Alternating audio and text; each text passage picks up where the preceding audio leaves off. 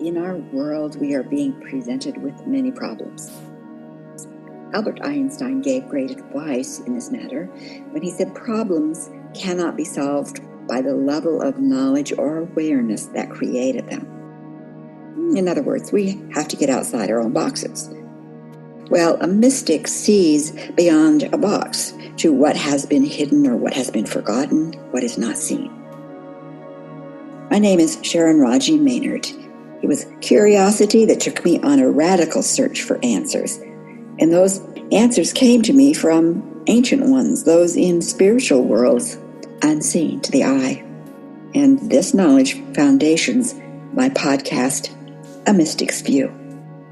Come as you are to see situations through my eyes as we sit together. Diversity, uniqueness, is a natural condition, a natural outcome within humanity, and hearing diverse ideas and thoughts expands our own capacities.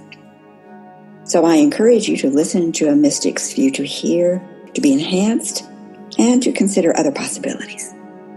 I welcome you to this journey. Today the sunroom calls me. A gentle breeze is blowing through. Small dragonflies greet me as I sit in my chair and put my coffee mug on the side table. Cherry tomatoes are growing, and the droopy leaves that we watered in a past episode surprises me. What I thought was a squash plant has a 4-inch cucumber hanging from the vine. Some farmer eye. The question that is on my mind as I take up my pen is, what do we have in common? The question surfaced as I focused on the weight gain of my physical body. I always look for the biggest bang when I am doing healing work.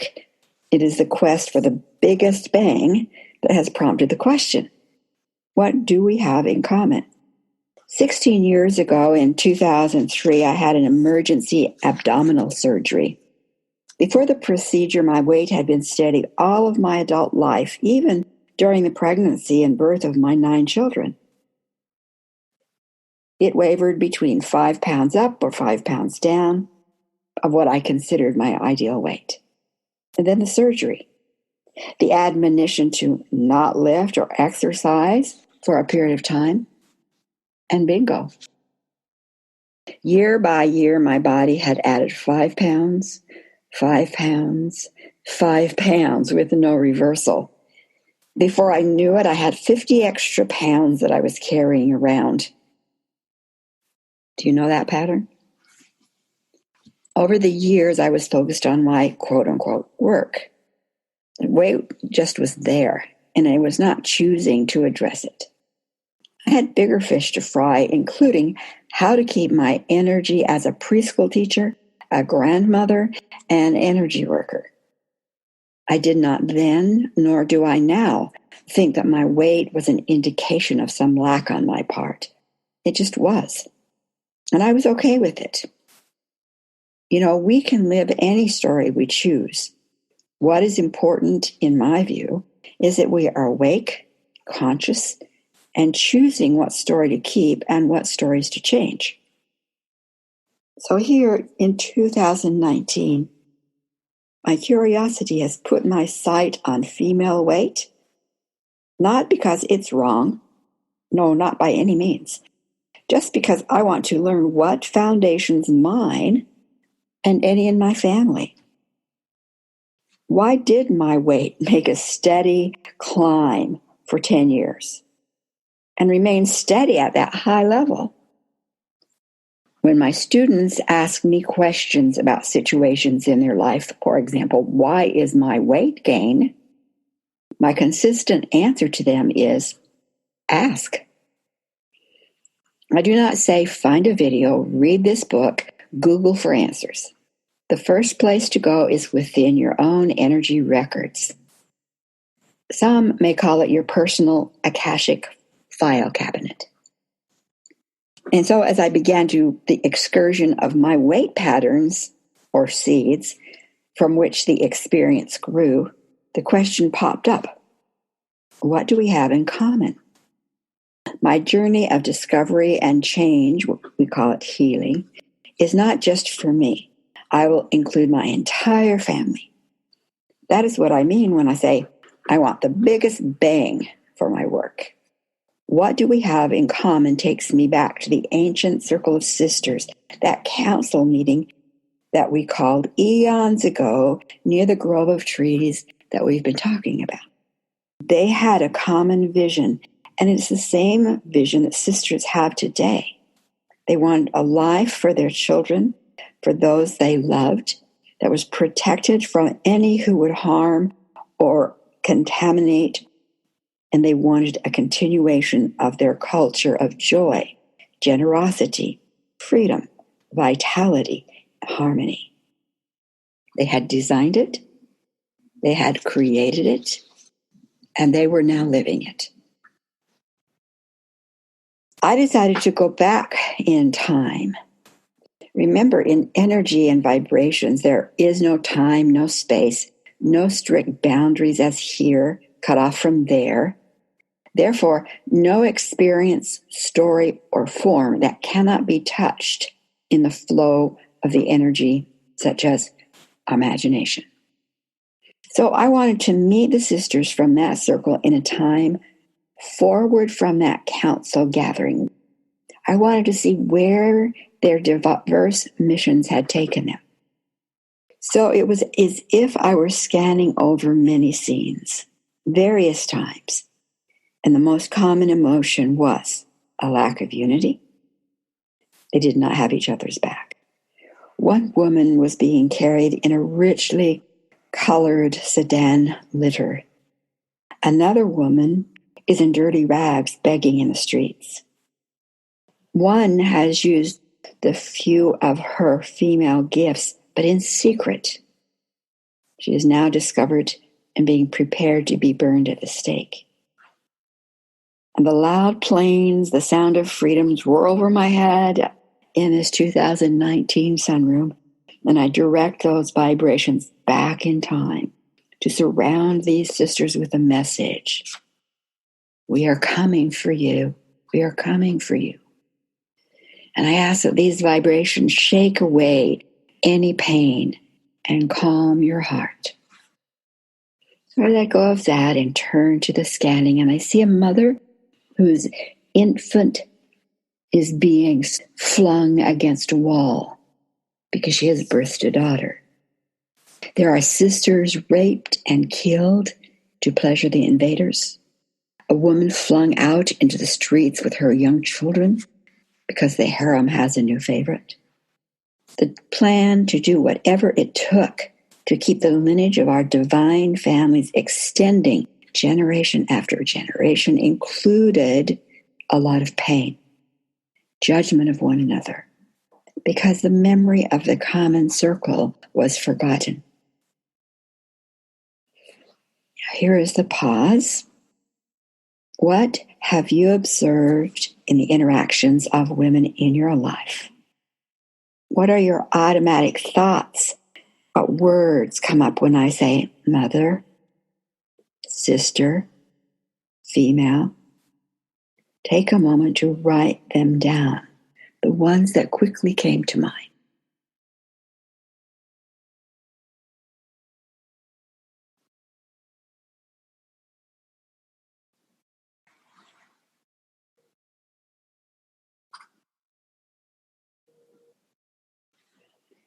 And while you're in this quiet place, ask your inner self another question. What percentage of my entire soul's magnificence did I make available for my easy use in this lifetime, beginning with my birth? And write the percentage.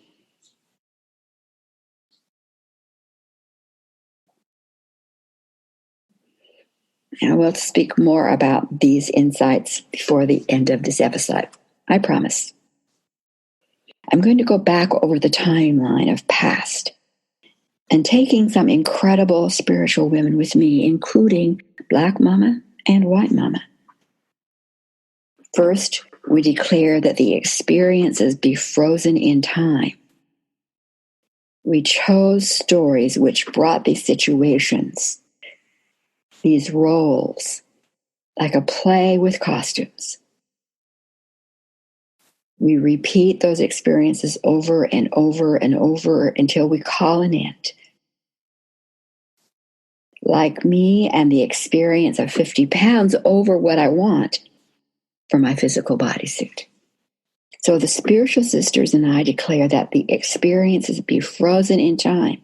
We are saying that our genetic lineage, past, present, and future, are complete with the damage, the discounting, and the use of souls in female body. We know that there is at least one past council of females who intentionally designed stories of limit and disguise. And they did it in order to survive long enough for the group searching for the key, the vulnerability of the violent outsiders, in order to remove them from all villages, all communities, all cultures, and all families. That was the commitment.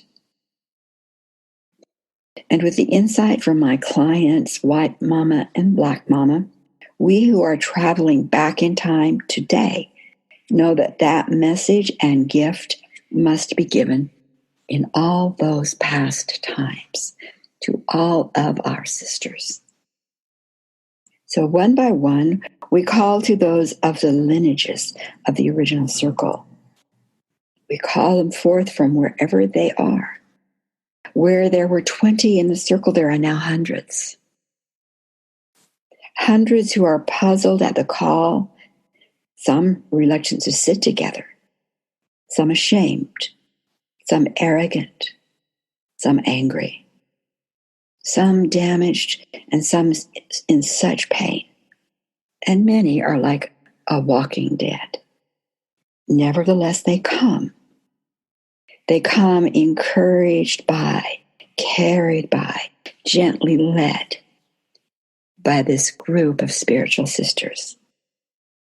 We sense a similar us versus them, a divisive pool, better than, not enough, emanating from this group into this field of energy.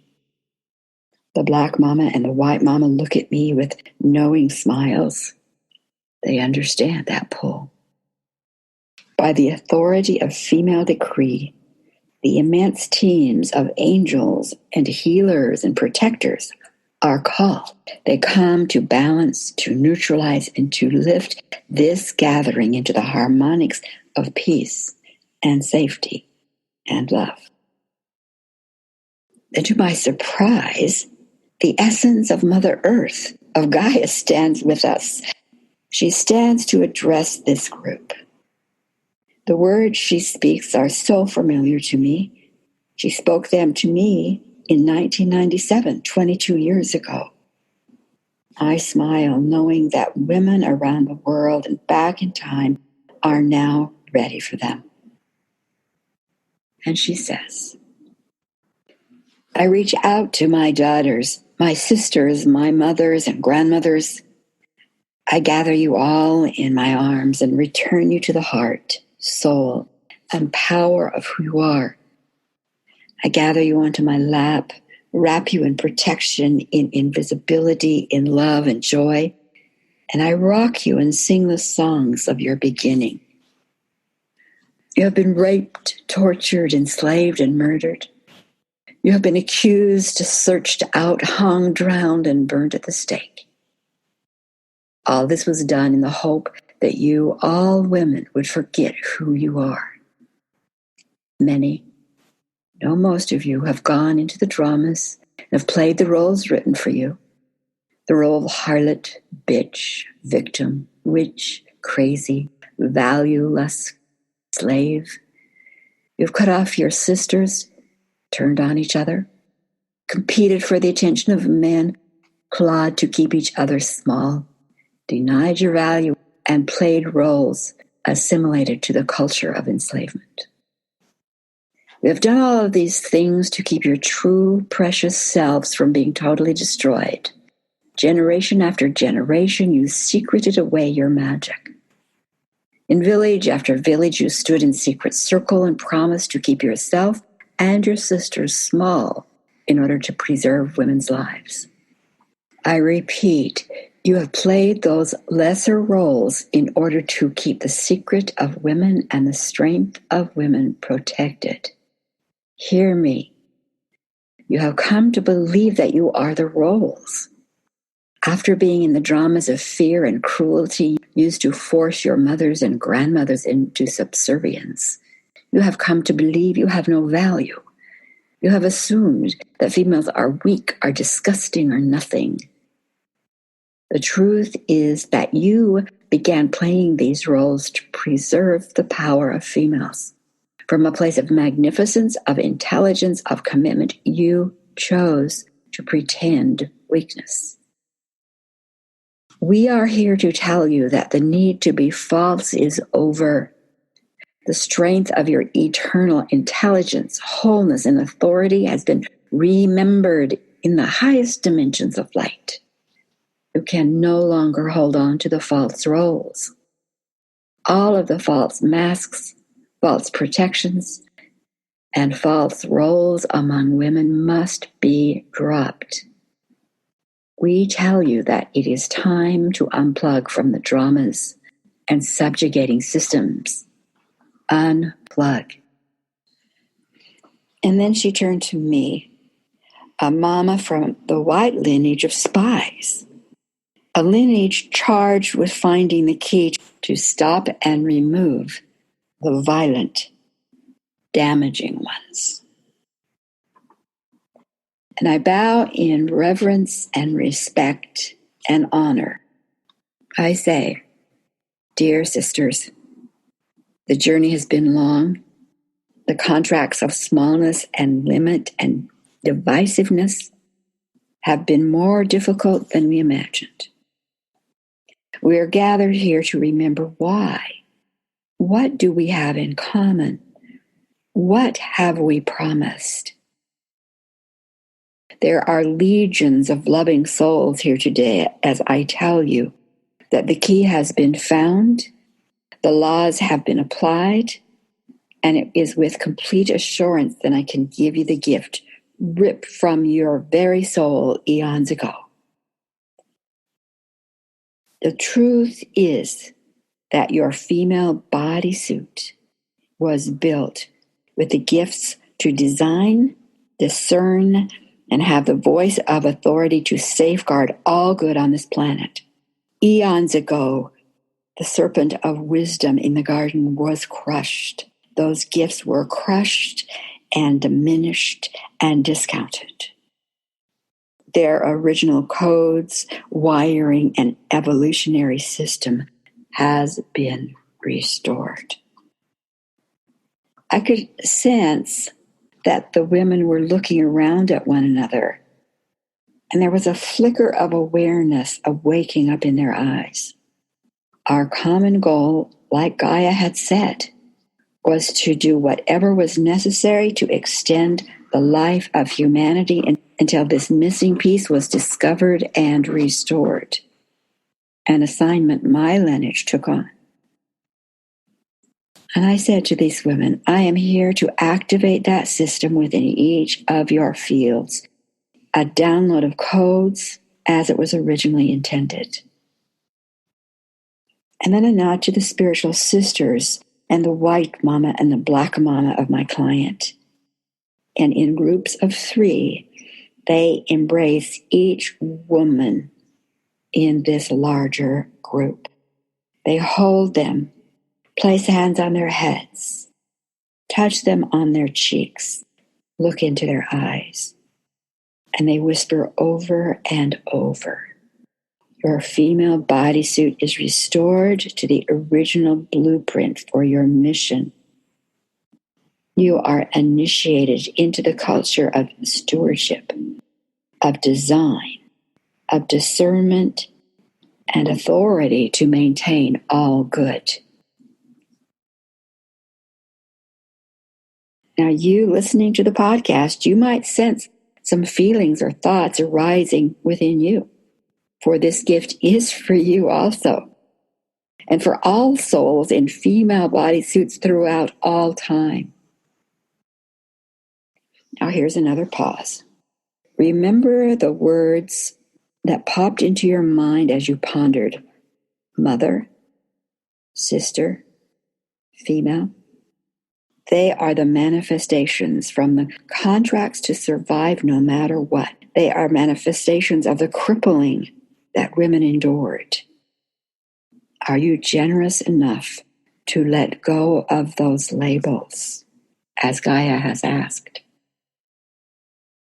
And what percentage of your soul's magnificence had you allowed yourself? What percentage? Those contracts to stay small and silent are fulfilled.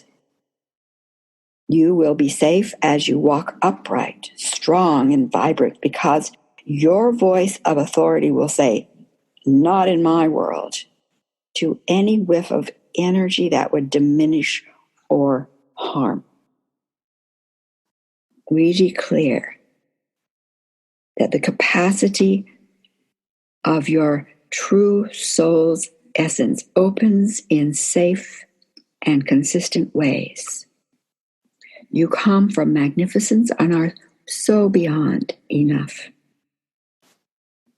Learn to hold hands with your sisters as you expand into yourself, because it allows them to do the same.